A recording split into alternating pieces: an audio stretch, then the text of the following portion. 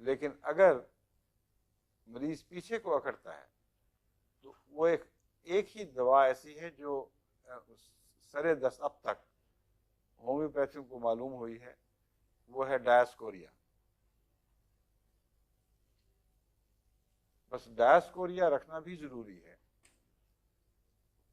ہر گھر میں بچوں کے اور بڑوں کے اچانک پیٹ درد کے لیے یہ دوائیں جو ہیں یہ عموماً اپنا کام دکھائیں گی۔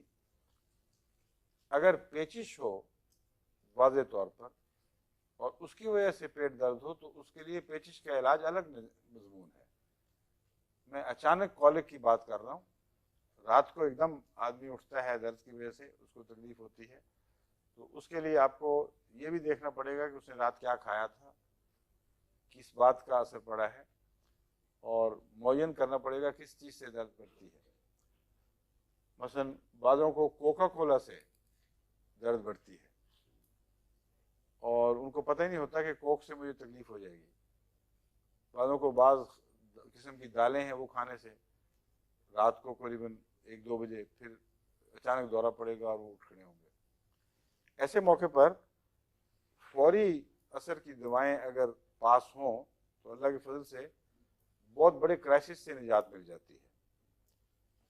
دلی میں جب ہم ٹھہرے ہوئے تھے پچھلی دفعہ جب قادیان گئے ہیں تو میں عموماً اس وہاں چونکہ اور زیادہ سیر کا وقت نہیں تھا تو میں تہجد کے وقت نماز کے ساتھ کے علاوہ ورزش کا بھی وقت نکالتا تھا تاکہ وہ پیٹ ٹھیک رہے اور بیٹھ کے کام جو ہے اس میں نقص وامکہ کی علامتیں نہ پیدا ہو جائیں۔